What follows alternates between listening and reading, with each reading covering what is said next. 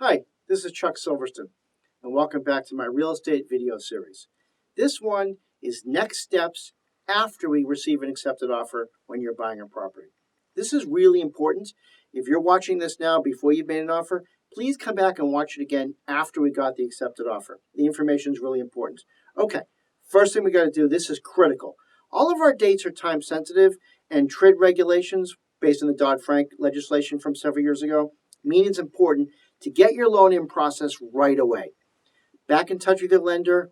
They're going to formally put your loan in process.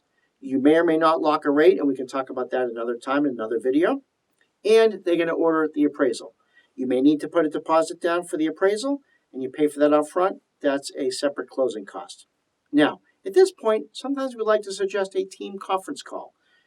Us, you, and the lender, just to make sure we've ironed out any particulars about this property, to make sure we've got good communication.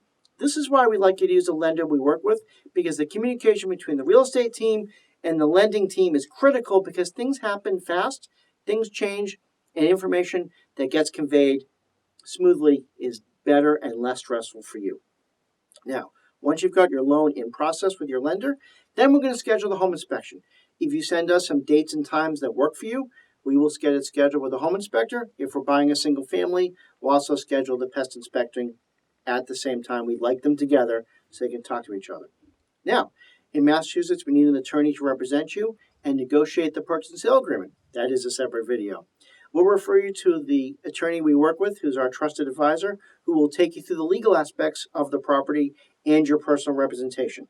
Now, it's important to note that our mortgage contingency is spelled out in our offer, and those are critical dates. After the mortgage contingency date, you are essentially locked in, and if you don't close, you could lose your deposit. That's why from here, all of our due diligence is important. We do the home inspection, we do the pest inspection, we do all of the review of the condominium documents if you're buying a condominium, because once we sign that purchase and sale agreement, the process gets ignited. Now, once we're in process and we've gone through the purchase and sale agreement and we've hit the mortgage contingency, we get close to the closing date. We will do a walkthrough the morning of the closing.